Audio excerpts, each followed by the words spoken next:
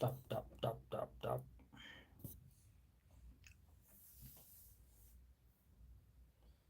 So, guys, welcome to my live. So, we are connecting. We are connecting. I have this tool here and another tool here. So, I'm connecting here.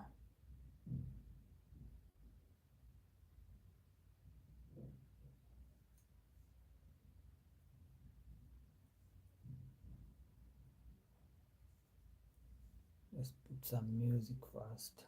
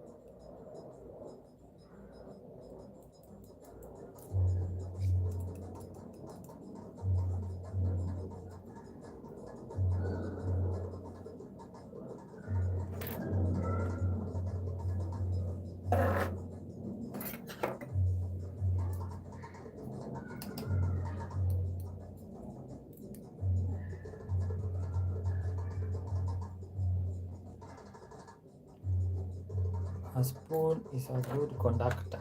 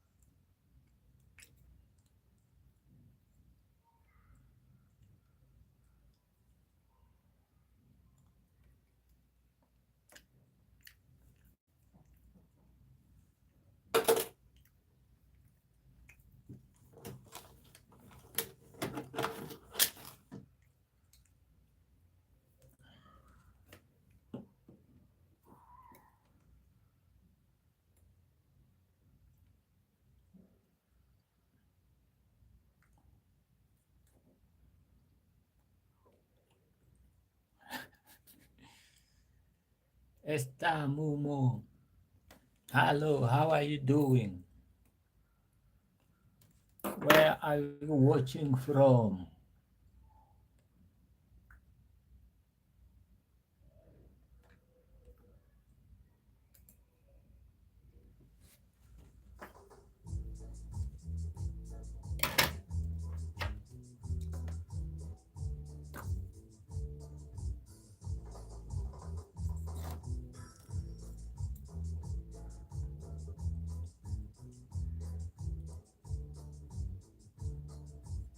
How are you, Jean? Pierre Ngabala.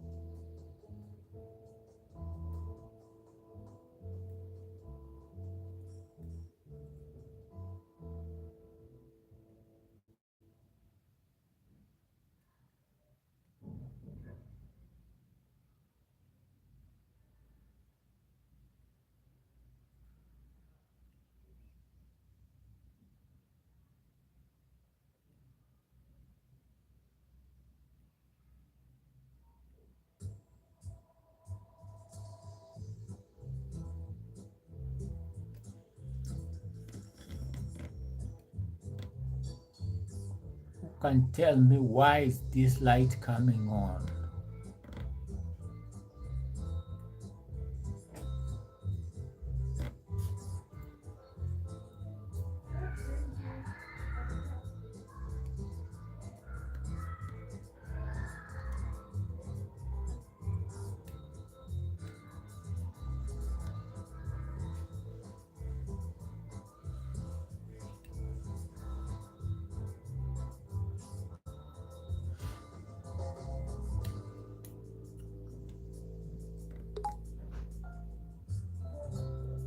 Yes?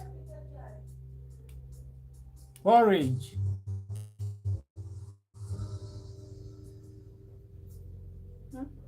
Uji.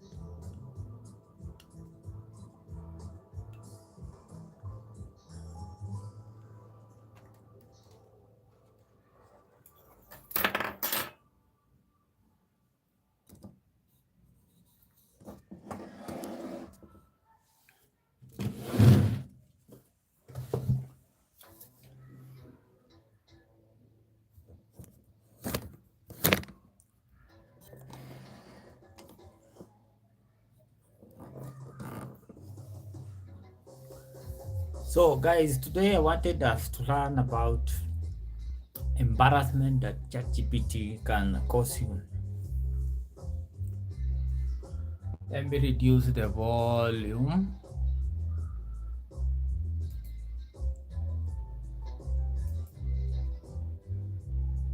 Do you like reggae music? Which music do you like?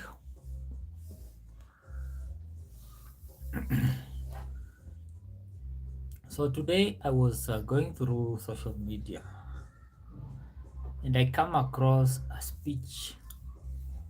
I think a post was made by one of the bloggers. It was a speech that was being delivered by one of the governors in Kenya. She's a female governor. Mm. And you know, governors are people who have money. In our country, Kenya, governors ni watu wako na pesa. So governor alikuwa anasoma speech. I can't even remember what the title of the speech was about. But it reached a point when the governor could no longer continue reading the speech. So she looked confused. She had to end the speech. So when I started reading comments on that post, people are saying that that speech was AI generated. It is AI that made that speech. So nikaanza kujiuliza ilikuwa ChatGPT ama ni Grok ama ni Gemini ilifanya hiyo speech. Because the governor, I think she was embarrassed. Hiyo speech alikuwa anapeana mbele ya crowd. I think it was a Senate committee meeting. So that was an embarrassing moment. And one of the reasons why it was embarrassing is because governor alishindwa kusoma hiyo speech. Either the sentences hazikuwa zina make sense, no. You know, when you are reading something, then unapata iflow vizuri. The sentence structure might be wrong, or the information contained in that speech might not be making sense. So you don't just continue reading there. I think the governor got bored na akawacha kusoma. And it was a very, very embarrassing moment. So my question is, before I tell you my opinion, do you think AI generated speeches are good for government people?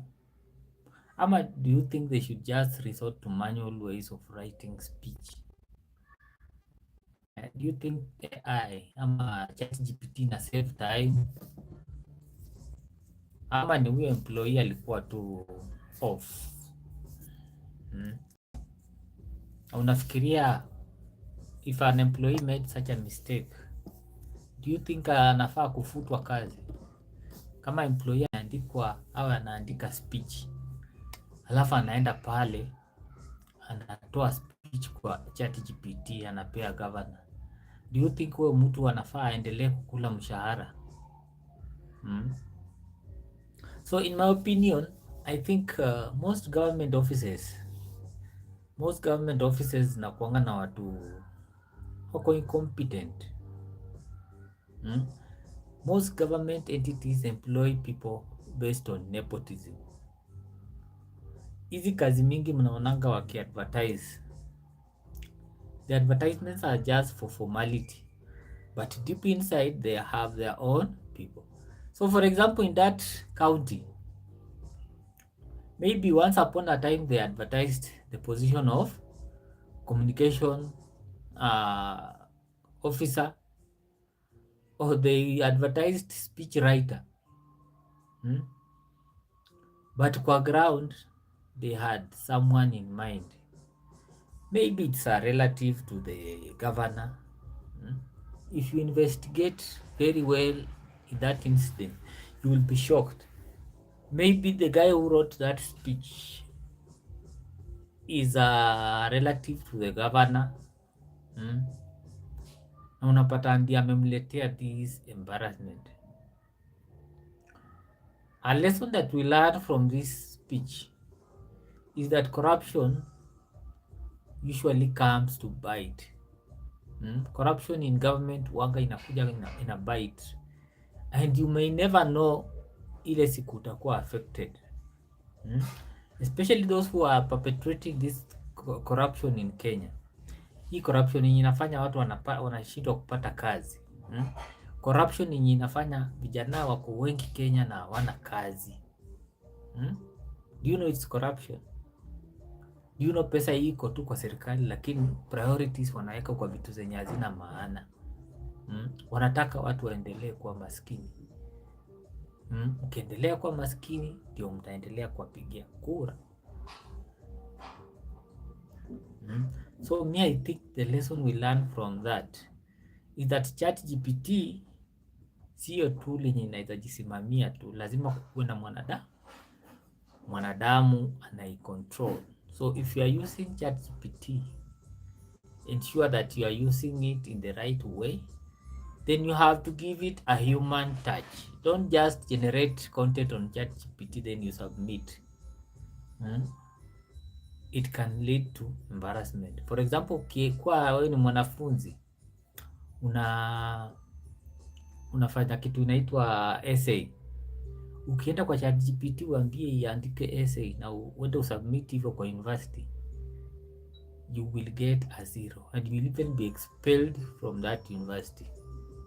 I've had cases where students at JKUAT University, by the way, JKUAT and KU have a very strict policy on the use of AI, Chatgpt tools and all these other AIs. Ukipatikana unatumia AI, utakuwa expelled from the university. So that is the lesson there. Apart from embarrassment, Chatgpt can cost you your job. Wewe employee mwenye aliandika hiyo speech, mwenye alienda kwa Chatgpt kamwandikia then akaenda kuembarrass governor, do you think ata remain kwa hiyo office?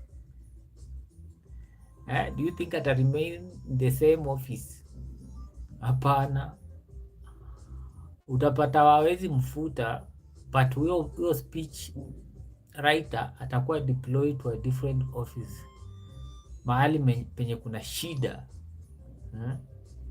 So that's the one thing that we've learned today from that particular event. So we take a short break, then we come back with the projects that I'm doing, social media projects that you can maybe learn something from it.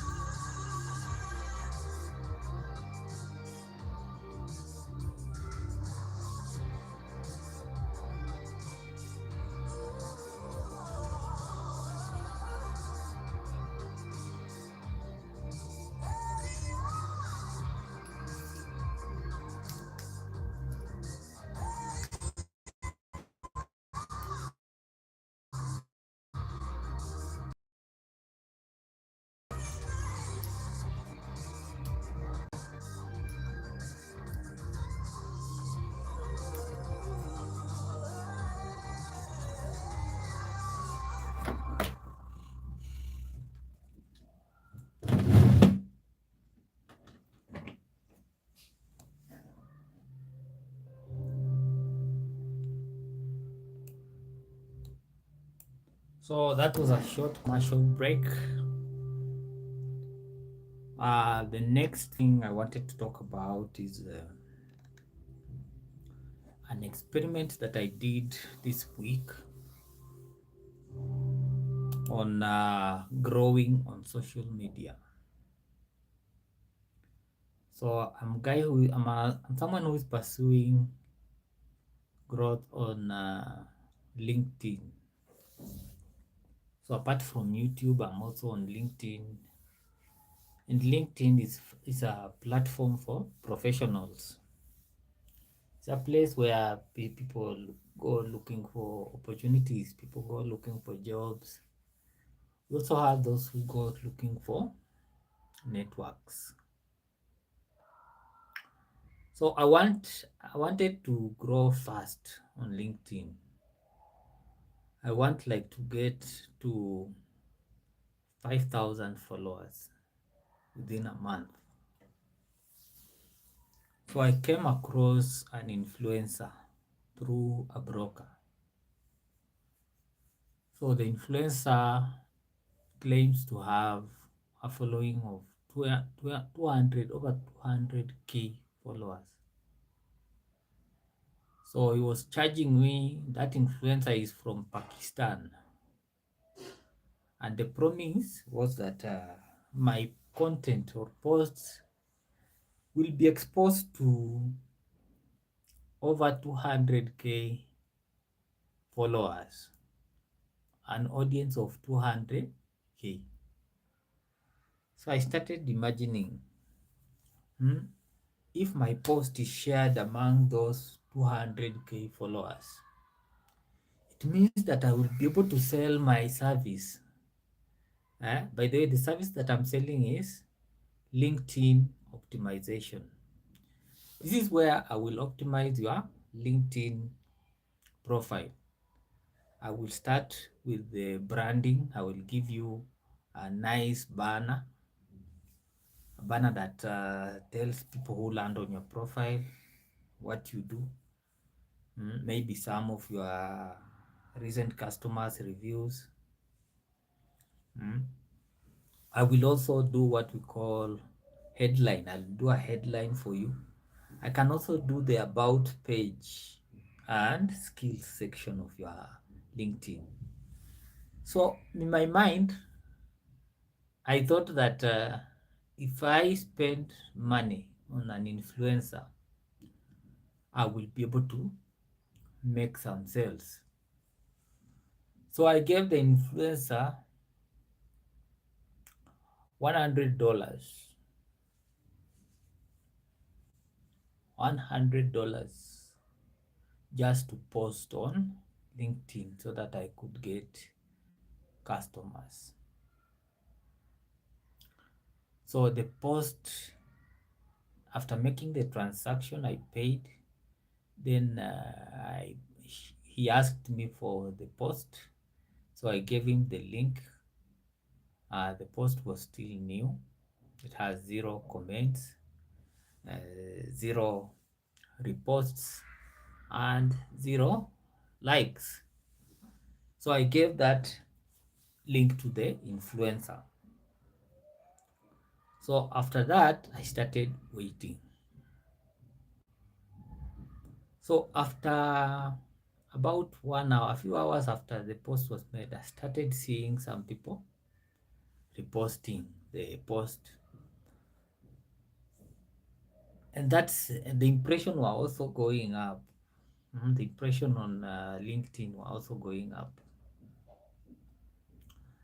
But anyway, at the end of the day, after around 12 or 24 hours, the guy messaged me that he had delivered the job.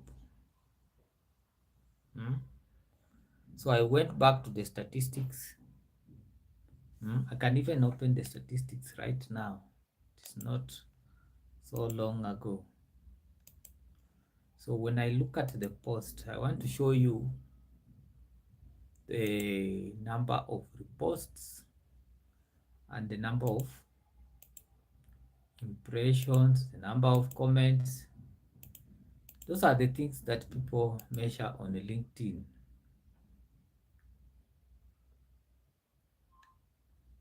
So I want to see how many posts, how many comments have been attracted to that post.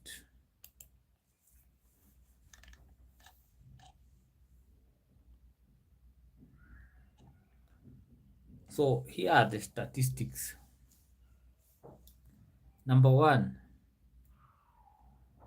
the number of likes. So on that one post, I got 86 likes. I got 2 comments. What were the comments? Someone said, what did this commenter say? Thanks, I'm going to adopt the strategy. I had shared a strategy for making posts on LinkedIn.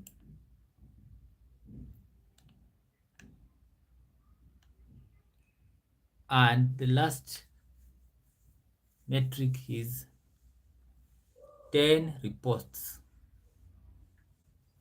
So you guys, I want you to tell me, do you think I should continue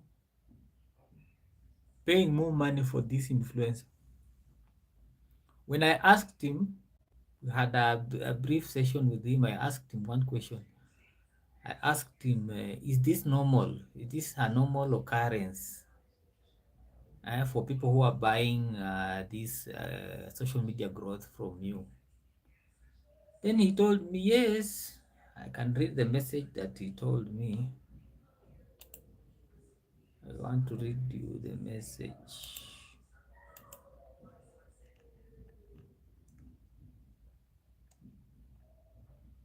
So he had told me, hi there. Order is delivered. Please have a look.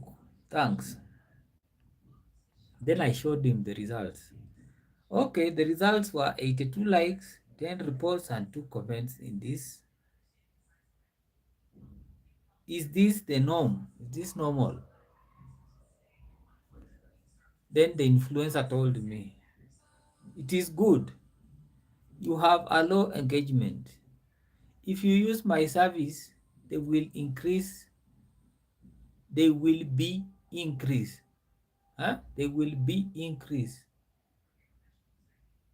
time by time, and still your post is on the pages and groups, so they get more. Then I ask another question based on your history. What type of posts do well on your audience? Which nature of service do well for your type of audience? Up to now, the influencer hasn't answered me. So you tell me, do you think I should give this influencer more money? or should I focus my strategy on other things that can bring in results? Tell me in the comment section. So the last section will be about forex. There's a story I want to tell you about forex trading. So that will be our last segment of our live today. I hope there's something you are learning.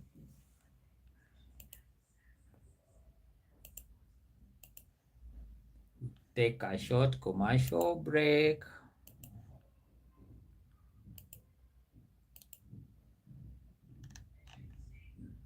The mood is dramatic.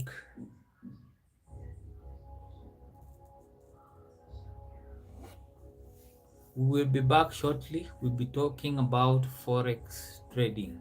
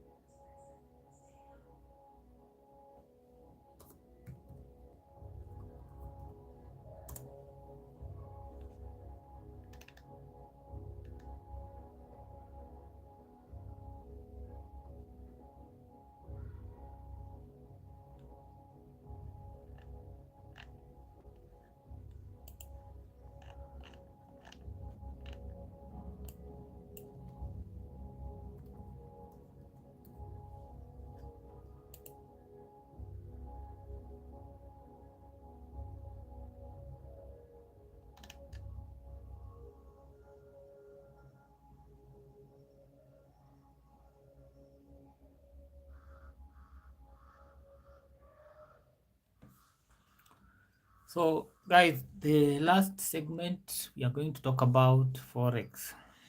I lost $48,000 in forex trading. So yesterday I was listening to a podcast. I was listening to a Kenyan podcast by this guy called Chaksi. I don't know the name of the podcast. Can you type the name of the podcast if you heard about it? Kama umesikia hiyo podcast ya Chaksi, we niambie, nitaipie jina ya hiyo podcast hapa. So hiyo jana nilikuwa nasikiza, walikuwa wanaongelelea mambo ya forex trading, and there is this guy called Yaga. I think he's a Luo guy or Sudanese. Yaga claims to have lost $48,000 in one day on forex trading, and During that podcast, he showed Jaxi evidence. Hmm? He showed him his phone. Can you see? Can you see? Then Jaxi looked at it and confirmed that the guy had lost $48,000. 48,000 is not just pocket money. 48,000, if you convert it into shillings, is around 6.5 million Kenyan shillings. That is a lot of money. Mm? To some people, to the ordinary Kenyans. Most Kenyans are living in poverty. So 6 million is a lot of money. But the problem is not the money. The problem is the way forex trading is evolving. The way these guys are really putting up efforts to show evidence. Do you know that nowadays they have to show you, they have to persuade whoever they are targeting. Initially, they used to persuade people with screenshots. Nowadays, they have to show you the real trading. You see, they show you the phone. This is the iPhone. You can see those candles and the graph and whatever. So that you be persuaded that whatever they are doing is something that is real. And the question is, why are these people going to this extent to show that they are making money? In I've seen even cases where people who are doing forex trading, they are now into teaching. They want to teach people, and it's a good thing. It's a good thing that they are doing to teach Kenyans how to trade. But my problem is the kind of questions that we are asking these people. If we don't ask them the right questions, you might find it very hard to learn or to determine whether whatever they are saying is something legit or it's just a game. So if you don't know how to ask them the right questions, these people will still meander and so on. But the target is they want to attract attention. When they are talking about this young man called Kenyan Prince, by the way, I heard a story about Kenyan Prince. He has told people how he started from TikTok. He started as a beggar on TikTok. He was begging on TikTok. Then he could make even $1,000 in a day just begging on TikTok. So from that begging on TikTok, he was able to graduate into a forex trader. So nowadays he's changing cars, and not just cars, Mercedes Benz. He's changing Mercedes Benz, and he drives cars that are number plates. So people are always following her, asking questions. People think that he's not telling, his story is not genuine. Some are even accusing him of sim 2. So what do you think? What do you think? Do you think forex trading is really getting complicated or it's becoming simple in our country Kenya? Unafikiria hawa watu wa forex wanaendelea kuevolve wakikuwa more complicated, ama mambo yao inaendelea kuwa rahisi? Ukikompea miaka ya zamani huko 2014, 2015 na saa hii, unafikiria forex trading imekuwa easier ama ni uongo tu, watu wanaendelea ku pedal around? So let me know your thoughts. Otherwise, thank you so much for your patience. I hope you've learned something from today's podcast. And not podcast, oh my god, live. Thank you so much, and I will see you in the next live on Thursday.